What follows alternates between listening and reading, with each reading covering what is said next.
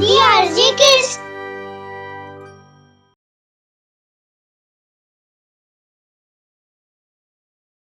ਕਹਾਣੀ estate agent ਅਤੇ ਕਿਸਾਨ ਦਾ ਸੌਦਾ। ਆਨੰਦ ਨਾਂ ਦਾ ਇੱਕ ਬੜਾ ਹੀ ਚਲਾਕ ਐਸਟੇਟ ਏਜੰਟ ਸੀ। ਬੜਾ ਹੀ ਸ਼ਾਤਰ ਦਿਮਾਗ ਸੀ ਉਹਦਾ। ਲੋਕਾਂ ਨੂੰ ਬੇਵਕੂਫ ਬਣਾ ਕੇ ਘੱਟ ਪੈਸਿਆਂ ਵਿੱਚ ਜ਼ਮੀਨ ਖਰੀਦਦਾ ਤੇ ਜ਼ਿਆਦਾ ਮੁਨਾਫੇ ਵਿੱਚ ਵੇਚ ਦਿੰਦਾ। ਇਹੀ ਉਹਦਾ ਕਾਰੋਬਾਰ ਸੀ।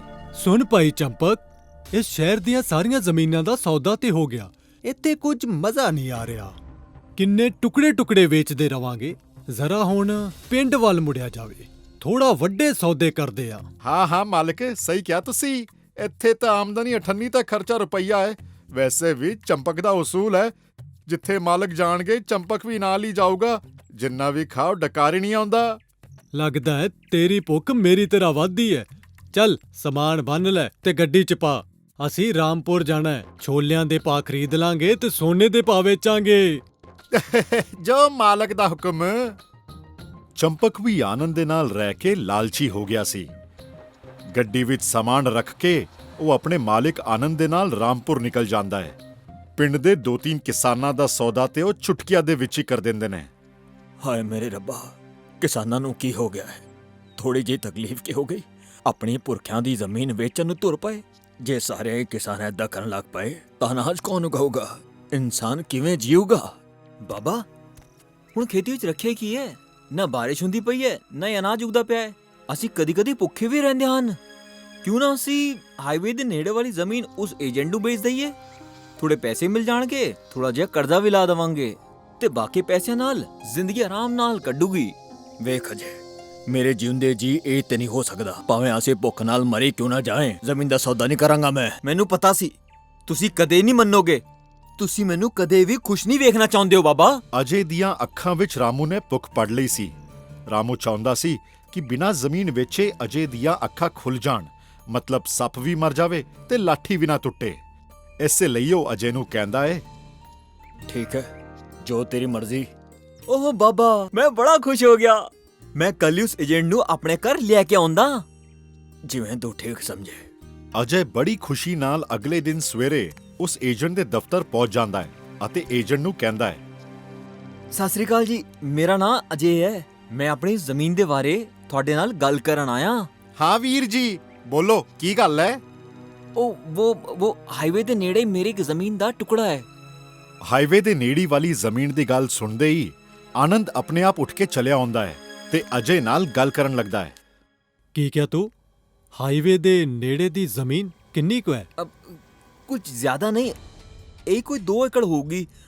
ਜ਼ਮੀਨ ਤੇ ਮੈਂ ਵਿਖਾ ਦੇਵਾਂਗਾ, ਪਰ ਮੇਰੇ ਪਿਤਾ ਜੀ ਦੀ ਇੱਕ ਸ਼ਰਤ ਹੈ, ਬਈ ਸੌਦਾ ਮੇਰੇ ਘਰ ਹੀ ਆ ਕੇ ਹੋਊਗਾ। ਤੁਹਾਨੂੰ ਮਨਜ਼ੂਰ ਹੈ? ਹਾਂ, ਕਿਉਂ ਨਹੀਂ। ਇਸ ਵਾਰ ਜ਼ਮੀਨ ਸਾਨੂੰ ਪਸੰਦ ਆ ਜਾਵੇ, ਫਿਰ ਅਸੀਂ ਕਿਤੇ ਵੀ ਆਉਣ ਲਈ ਤਿਆਰ ਆ।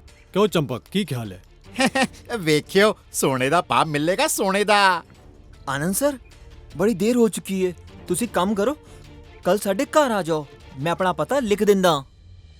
ਠੀਕ ਹੈ, ਕੋਈ ਗੱਲ ਨਹੀਂ, ਅਸੀਂ ਕੱਲ ਆ ਜਾਵਾਂਗੇ। ਅਜੇ ਆਨੰਦ ਦੇ ਦਫ਼ਤਰ ਤੋਂ ਆਪਣੇ ਘਰ ਚਲਾ ਜਾਂਦਾ ਹੈ ਅਤੇ ਉਸ ਦੇ ਬਾਅਦ ਚੰਪਕ ਆਨੰਦ ਨੂੰ ਕਹਿੰਦਾ ਹੈ, ਮਾਲਕ, ਸੋਨੇ ਦੀ ਭਾਅ ਦੀ ਜ਼ਮੀਨ ਹੈ ਤੇ ਤੁਸੀਂ ਐਵੇਂ ਹੀ ਜਾਣ ਦਿੱਤਾ। ਤੁਸੀਂ ਕਿਹਾ ਮੈਂ ਕੱਲ ਆਵਾਂਗਾ, ਸੌਦਾ ਤੇ ਅੱਜ ਹੀ ਹੋ ਜਾਣਾ ਚਾਹੀਦਾ ਸੀ। ਓਹੋ, ਓਏ ਚੱਲਿਆ, ਹਾਈਵੇ ਦੇ ਨੇੜੇ ਦੀ ਜ਼ਮੀਨ ਹੈ, ਇਸ ਲਈ ਥੋੜਾ ਸਬਰ ਨਾਲ ਕੰਮ ਲੈ। ਭਾਵੇਂ ਪੂਰੇ ਪਿੰਡ ਦੀ ਜ਼ਮੀਨ ਨਾ ਮਿਲੇ, ਪਰ ਹਾਈਵੇ ਵਾਲੀ ਜ਼ਮੀਨ ਤੇ ਮੈਂ ਲੈ ਕੇ ਹੀ ਰਵਾਂਗਾ, ਭਾਵੇਂ ਕੁਝ ਵੀ ਕਰਨਾ ਪਵੇ। ਅਗਲੇ ਦਿਨ ਆਨੰਦ ਅਤੇ ਚੰਪਕ ਅਜੇ ਦੇ ਘਰ ਆਉਂਦੇ ਨੇ ਅਤੇ ਰਾਮੂ ਨਾਲ ਗੱਲ ਕਰਨ ਲੱਗਦੇ ਨੇ। ਰਾਮੂ ਉਹਨਾਂ ਦਾ ਹੱਸ ਕੇ ਸਵਾਗਤ ਕਰਦਾ ਹੈ, ਪਰ ਆਨੰਦ ਦੇ ਚਿਹਰੇ ਨੂੰ ਵੇਖ ਕੇ ਉਹਦਾ ਲਾਲਚੀਪਨ ਤੇ ਦੋਗਲਾਪਨ ਰਾਮੂ ਨੂੰ ਸਮਝ ਆ ਜਾਂਦਾ ਹੈ। ਅੱਛਾ ਰਾਮੂ ਜੀ, ਇਹ ਸ਼ਹਿਰ ਦੇ ਬੜੇ ਹੀ ਵੱਡੇ ਐਸਟੇਟ ਏਜੰਟ ਨੇ। ਇਹ ਤੁਹਾਡਾ ਨਸੀਬ ਹੈ ਕਿ ਇਹ ਤੁਹਾਡੇ ਪਿੰਡ ਆਏ ਨੇ, ਨਹੀਂ ਤੇ ਇਸ ਪਿੰਡ ਦੀ ਜ਼ਮੀਨ ਲੈਣ ਨੂੰ ਤੇ ਕੋਈ ਦੂਜਾ ਏਜੰਟ ਤਿਆਰ ਹੀ ਨਹੀਂ ਸੀ। ਚੰਗਾ ਹੋਇਆ ਤੁਹਾਡੇ ਵਰਗੇ ਵੱਡੇ ਲੋਕ ਸਾਡੇ ਪਿੰਡ ਵਿੱਚ ਆ ਗਏ। ਨਹੀਂ ਰਾਮੂ ਸੇਠ, ਅਸੀਂ ਤਾਂ ਬੜੇ ਛੋਟੇ ਲੋਕ ਹਾਂ। ਇਹ ਤਾਂ ਸਾਡਾ ਨਸੀਬ ਹੈ ਕਿ ਅਸੀਂ ਤੁਹਾਡੀ ਸੇਵਾ ਵਿੱਚ ਹਾਜ਼ਰ ਹੋਏ। ਦੱਸੋ, ਕਿੰਨੇ ਵਿੱਚ ਵੇਚੋਗੇ ਤੁਸੀਂ ਆਪਣੀ ਜ਼ਮੀਨ? ਤੁਸੀਂ ਜ਼ਮੀਨ ਤੇ ਵੇਖੀ ਹੈ? ਤੁਹਾਨੂੰ ਜ਼ਮੀਨ ਪਸੰਦ ਆਈ? ਓਹੋ ਬਈ, ਪਸੰਦ ਆਈ ਤਾਂ ਇਸੇ ਲਈ ਤੇ ਇੱਥੇ ਆਏ ਆ। ਅਸੀਂ ਤੇ ਕੱਲ ਹੀ ਆਉਣ ਵਾਲੇ ਸੀ, ਪਰ ਅਜੇ ਨੇ ਕਿਹਾ ਕਿ ਬੜੀ ਦੇਰ ਹੋ ਗਈ ਹੈ ਤੇ ਪਿਤਾ ਜੀ ਨਾਲ ਗੱਲ ਕਰਨ ਲਈ ਸਵੇਰੇ ਆਉਣਾ ਹੋਊਗਾ। ਇਸੇ ਲਈ ਤੁਹਾਡਾ ਮਨ ਰੱਖਣ ਲਈ ਅਸੀਂ ਸਵੇਰੇ ਆਏ ਹਾਂ। ਮਾਫ ਕਰਿਓ ਜੀ, ਮੈਂ ਹੁਣੇ ਆਇਆ। ਕੀ ਹੋਇਆ ਰਾਮੂ ਸੇਠ, ਤੁਸੀਂ ਵਿਚਕਾਰ ਹੀ ਗੱਲ ਛੱਡ ਕੇ ਜਾ ਰਹੇ ਹੋ? ਕੋਈ ਗਲਤੀ ਹੋਈ ਹੈ? ਜੀ ਨਹੀਂ, ਏਦਾਂ ਦੀ ਕੋਈ ਗੱਲ ਨਹੀਂ। ਤੁਹਾਡੇ ਚਾਹ ਪਾਣੀ ਦਾ ਜ਼ਰਾ ਬੰਦੋਬਸਤ ਕਰਦਾ। ਰਾਮੂ ਉੱਠ ਕੇ ਚਲਾ ਜਾਂਦਾ ਹੈ ਤੇ ਘਰ ਦੇ ਪਿੱਛੇ ਜਾ ਕੇ ਆਪਣੇ ਦੋਸਤ ਦੇਵਧਰ ਨੂੰ ਫੋਨ ਕਰਦਾ ਹੈ। ਦੇਵਧਰ ਇੱਕ ਨਾਮਚੀਨ ਕੰਪਨੀ ਵਿੱਚ ਕਲਾਕਾਰ ਹੁੰਦਾ ਹੈ। ਰਾਮੂ ਆਪਣੇ ਬੇਟੇ ਦੀ ਜ਼ਿੱਦ ਤੇ ਏਜੰਟ ਚੰਪਕ ਦੇ ਬਾਰੇ ਸਾਰਾ ਕੁਝ ਦੱਸ ਦਿੰਦਾ ਹੈ। ਅਜੇ ਦੀਆਂ ਅੱਖਾਂ ਖੋਲਣ ਦੇ ਲਈ ਦੋਵੇਂ ਮਿਲ ਕੇ ਇੱਕ ਤਰਕੀਬ ਸੋਚਦੇ ਨੇ।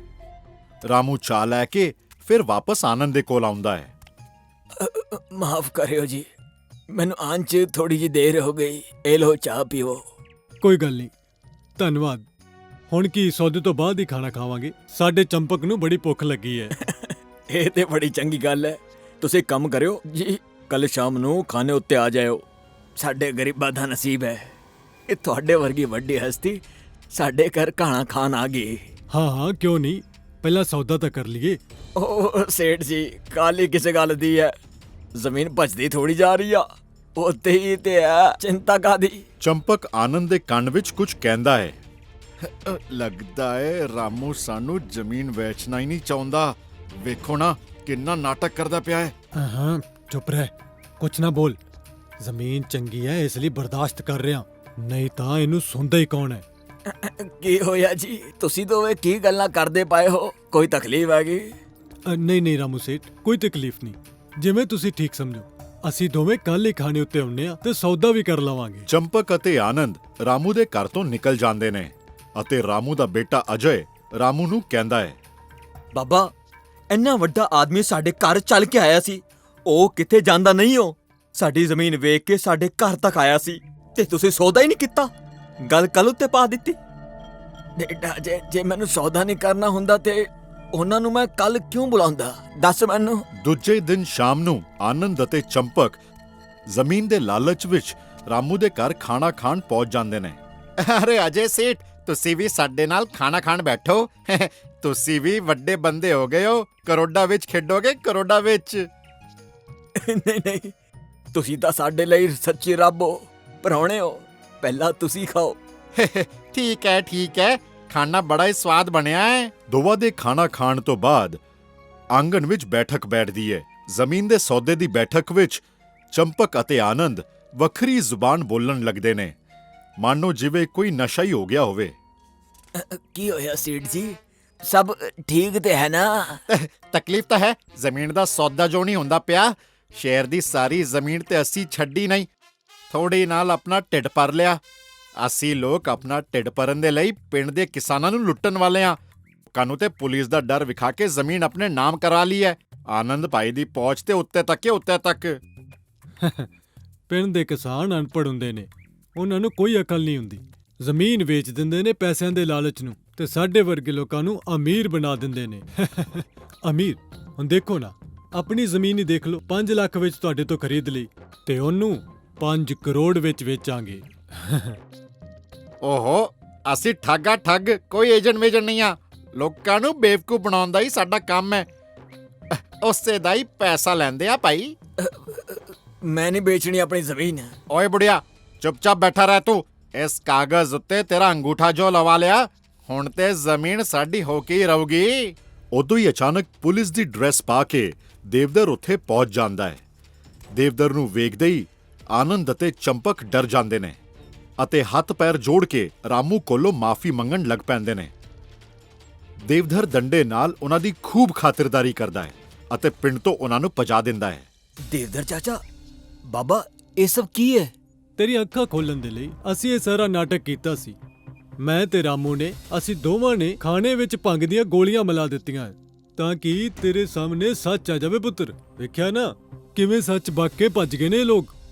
ਪਰ ਉਹ ਅੰਗੂਠਾ, ਉਹ ਕਾਗਜ਼?